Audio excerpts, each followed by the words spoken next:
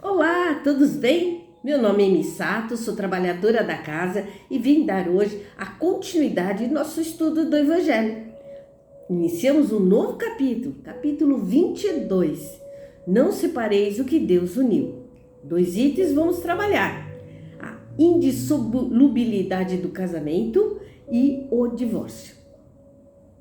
Os fariseus, para tentar Jesus, perguntavam: é permitido a um homem abandonar sua mulher por qualquer motivo? E Jesus respondeu: não aprenderam que aquele que criou o homem desde o princípio os criou macho e fêmea? E disse: mas, por esta razão, o homem deixará seu pai e sua mãe para ajustar a sua mulher, e serão os dois uma só carne. Assim, eles já não serão mais dois, e sim uma só carne. Que o homem, então, não separe o que Deus uniu. Na explicação: somente os que provêm de Deus não está sujeito às mudanças. Toda obra que é feita pelos homens está sujeita a modificações. As leis da natureza são as mesmas em todos os tempos e em todos os países. As leis humanas modificam-se com o tempo, com os lugares e com o progresso da inteligência. No casamento, o que é ordem divina é a união do homem com a mulher, para permitir a reencarnação dos seres que morrem. As leis que regulam essa união são feitas pelos homens e não existe em todo o mundo 2 países onde elas sejam iguais, nem mesmo entre países cristãos. Também não existe um só país onde essas leis não foram modificadas com o tempo. Daí o resultado: perante a lei civil, é legítimo para um país, numa determinada época, adultério em outro país e em outra época. Esse fato ocorre porque a lei civil tem o objetivo regular e o interesse das famílias. E esses interesses variam de acordo com os costumes e as necessidades locais. Em certos países, apenas o casamento religioso e litigioso; em outros, além do religioso, é necessário também o casamento civil. Existe ainda países onde somente o casamento civil é suficiente. Na união com um homem e uma mulher, além da lei divina de reprodução, que é comum em todos os seres vivos, existe uma outra lei divina, de caráter exclusivamente moral, é a lei do amor. Essa lei, como toda a lei de Deus, não pode ser alterada. Deus quer que as criaturas se unam não só pelos laços da carne, mas também pelos laços da alma, a fim que a afeição entre marido e mulher se transmita aos filhos. Quer também que sejam 2 em vez de 1, e lhes dará o amor, cuidados a fazê-los a progredir.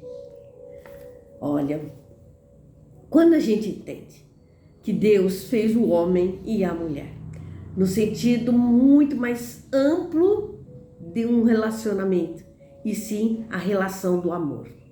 No capítulo 4, não podeis ver o reino de Deus se não nascer de novo, a gente trabalhou lá laços de família, Então, por que nesta encarnação você tem que vir com aquele pai e com aquela mãe, É uma necessidade desse nascimento da criança para vir na determinada família. Olha que interessante.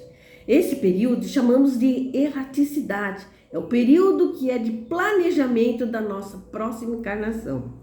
Tudo é planejado, tudo é feito de uma maneira do seu progresso espiritual. Interessante, Se entendemos que a reencarnação é o momento que a gente tem, a oportunidade que Deus nos deu para evoluir espiritualmente, olha só a chance que Ele dá, Passaremos por provas, passaremos por expiações, mas iremos cada vez mais progredir. Se Deus deu o casamento, essa união, para que possamos aí resgatar situações passadas ou ter projetos futuros com aquele nascimento da criança, essa constituição de família, e devemos entender que Deus só quer que a gente entenda o que é o amor. Sim, podemos entender que no civil temos o casamento, né? Ali registrados e tudo mais, mas perante a lei de Deus, entendemos que essa união é muito mais importante, né? Que é a relação entre as almas. Então, devemos entender que essa questão mesmo que existe do casamento é a união das almas, né? Para que essas almas se unam para ter uma constituição de família e que possamos assim realizar o nosso progresso espiritual. Se vocês gostaram desse vídeo, indique para outras pessoas. Para nós aqui do canal, será muito importante a divulgação da nossa linda doutrina. Conto com vocês, certo? Até o próximo mês. Namastê!